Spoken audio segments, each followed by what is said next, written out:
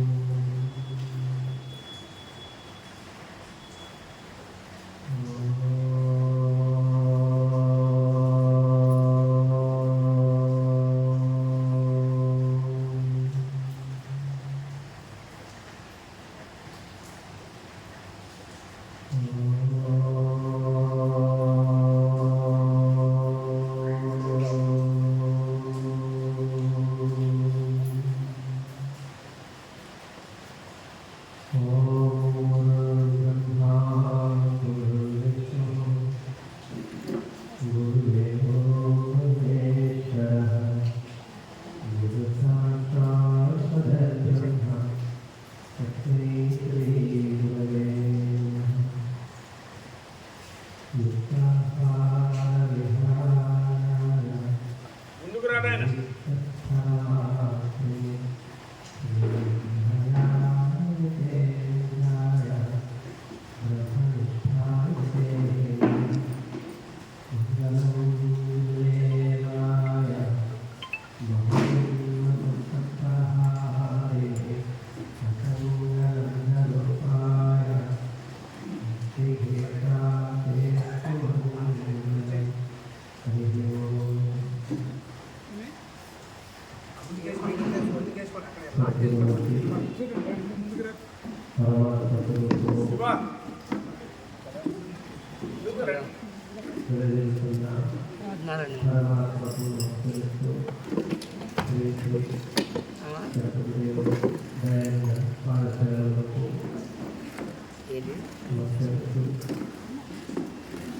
వెళ్ళిపోయినా నేను ఉన్నాయి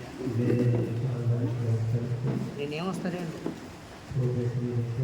రేపు వస్తాను అయిపోలేదు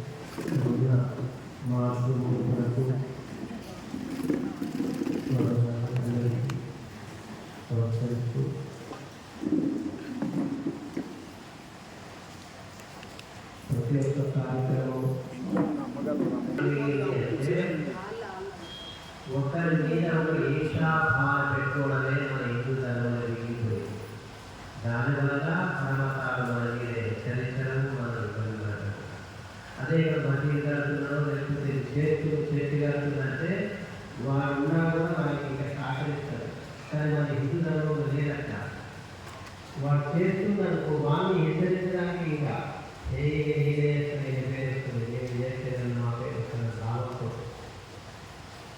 రాకుంటే మనం కదా మనం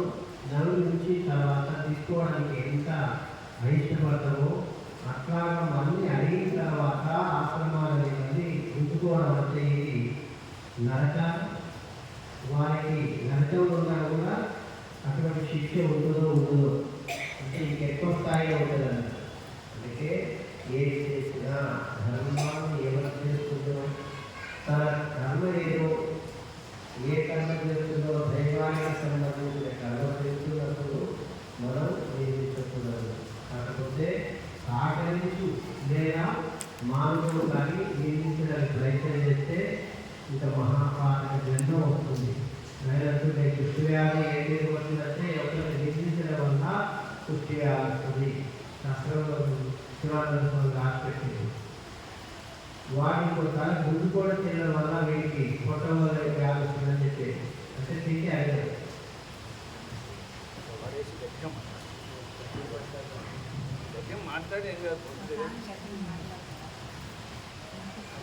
మైకే పట్టుకో మైకే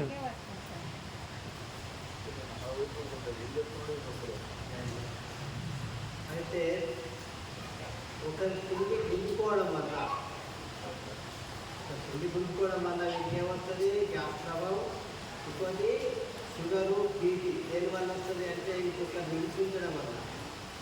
ఇటువంటి హింసకు పాల్గొన్న వారికి ఖచ్చితంగా ఇటువంటి రోగాలు సంబంధించిన రాసిపెట్టింది. మనం కూడా చూసుకుంటూ ఒక హింస పెట్టకుండా ఒక ఇబ్బంది పెట్టకుండా ధర్మాన్ని నేర్చుకోవడానికి కష్టంగా పైకున్నాక నేను ధర్మం చేస్తున్నాను చెప్పి ఇంటికి పోయిన తర్వాత స్వామి మాట్లాడుతుంటే వినము. కానీ ఈ స్వామి దగ్గర వాళ్ళ ధ్యాస ఉందనుకోండి ఇంకా డబుల్ కూడా నాయన అంటే లేదు ధ్యానాన్ని ఇద్దరు ఒకరికొకరు శత్రువులతో కూడా ధ్యానం చేసుకుంటూ కూర్చుంటే నాకు చాలా దర్శనమిస్తా స్వామి నాకు కనుగోవాలా నాకు కనుగోవడానికి దొరకాలి వల్ల ఎటువంటి ధ్యాస ఉంటుందో ఆశ అటువంటి గౌరవం జరగడం తర్వాత మనసులో ఉండి మాట్లాడుకొని మీరున్నప్పుడు స్వామిని చెప్పింది నిజమే స్వామి ఏముందో మీరు చేసింది కరెక్టే అనిపిస్తుంది బయటికి పోయిన తర్వాత స్వామి చెప్తుంటాడు ఇది చేయాలి భావనలో ఉంటే నమ్ముకోవడం అనిపిస్తుంది ఒక్క పాపం కాదు డబ్బు పాపం కాదు అనుకోకూడదు మనం కరెక్ట్ పాల్గొనకూడదు కాకపోతే ఏంటంటే ఎవరి ప్రార్థకంలో ఏముందో అది జరుగుతూనే ఉంటుంది అటువంటి దాన్ని మనం ఒకటి ఇబ్బంది పెట్టకూడదు మనం ఇబ్బంది పడాలి అట్లాగా మనం ఎవరు గురువుని ఆశించినప్పుడు గురుపాదాలు పడుతున్నప్పుడు గురువు ఎటువంటి మనకు సంబంధం లేదు ఒక తల్లి ఉంది తల్లి గెలిచాలి అయినా గుణవంతురాలైనా సద్బుద్ధి కరాలనే తల్లి అయినా ఎవరి కొరకు అంటే వాళ్ళ నామకు కేర్ చూస్తారు అట్లాగనే గురువు గారు ఎటువంటి సంబంధం లేదు గురుపాదాలు పట్టుకున్న తర్వాత ఎప్పుడు ఏది మంత్రం ఉందో అదే మహాప్రసాదం మాకు దారి మార్చుతుంది అన్న భావంతో ఉంటే ఎక్కడికైనా తీసుకెళ్ళదు కానీ అయ్యో గురువు గారు నాకు ఇచ్చిన ప్రదేశాన్ని చేస్తున్నా నాకు ఏమైతే లేదు ఒక ఉద్యోగం వేస్తున్నాను జాత పెట్టుకుంటే ఎప్పుడు ఈ మంత్రం అట్లనే ఉంటుంది ఏది అయినా త్యాగం అంటే శరీరాన్ని ఎంత ప్రేమ ఉంటుందో అంత ప్రేమగా గురువు గారిని చూసుకోవడం వల్లే నీకు త్యాగం చెప్తుంది కానీ గురుగారిని చూసుకోవడం వల్ల నేను మాట్లాడడం వల్ల ఎన్నడూ రాదు అది ఎట్లా వస్తుంది అంటే మహాపాతకాన్ని అనుభవించే శక్తి కలిగిస్తుంది అన్నమాట గురువు గారిని గుర్తించడం వల్ల అందుకే గురువు దగ్గర కానీ ఆశ్రమాల దగ్గర కానీ ఎవరు చేసినా అది ఎప్పటి పోతుందంటే ఒకరిని చింతించినా ఇవి ఏం కావాలనుకుంటే కాదు వాటి తరతరాలకు ఖచ్చితంగా కాస్తుందని నాకు అనుభవం ఉంది అంటే చెప్తున్నాను ఒకరికి కాదు తన పిల్లలు తన మహాత్ములు ఒక సన్యాసి ఇంట్లో ఉందంటే ఇది 7 తరాలు అటు 7 తరాలు జన్మరహితం ఇస్తారు అట్లాగనే గురువుగారికి నిందించడం వల్ల సన్యాసి నిందించడం వల్ల ఇటు 7 తరాలు అటు 7 తరాలు మహాపాతకాన్ని అనుభవిస్తారు ఎవరి ప్రార్థకాన్ని ఎవరితో అది ఖచ్చితంగా ఏ సన్యాసి కానీ యోగి కానీ యోగి కానీ ఖచ్చితంగా అనుభవించవలసి వస్తుంది మనం ఎందుకు వచ్చిన ఇక్కడికి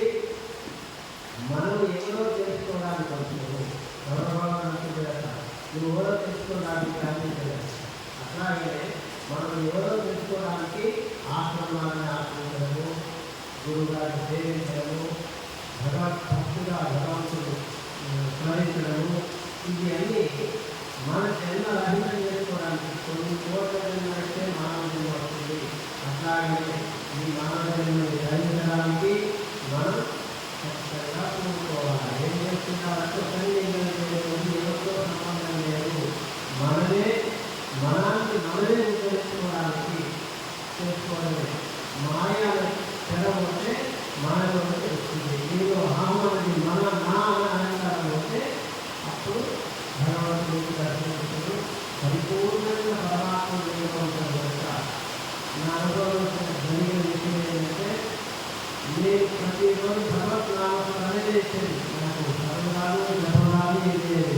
భగవద్నామస్మరణ అంటే ఈరోజు ఈ స్థాయికి గురువులైన అనుభవంతో ఈ స్థాయికి కేవలం ఏంటంటే త్యాగం శరీరంలో ఉండాలి నేను చేసే జపం ఏదో అది ఫలితం దక్కాలని రాకపోతే కానీ జ్ఞానాన్ని విమర్శించినట్టు ఏమి రాదు కాకపోతే ఏంటంటే భగవత్ కృపతో చెప్పాలి అదే జరుగుతున్నాను స్వామి చూస్తున్నప్పుడు జోడిస్తున్నప్పుడు చూస్తే అంతేగాని అక్కడ ఏది లేదు కేవలం భగవత్ కృపతో గురుగారి అనుభవంతో చూడడం అంతకంటే అదే ప్రాంతం నడుస్తుంది ఇంకా ముందు గురుగారి అనుభవం ఉంటే ఇంకా జరుగుతూ ఉంటుంది మీరు నాకు తెలిసిన అనుభవం మాత్రం చూస్తూ ప్రతిరోజు లేచే ముందు పడుకునే ముందు భగవత్ నామస్మరణ గురుగారు నామస్మరణ చేస్తేనే మీకు జీవితం ఉంటుంది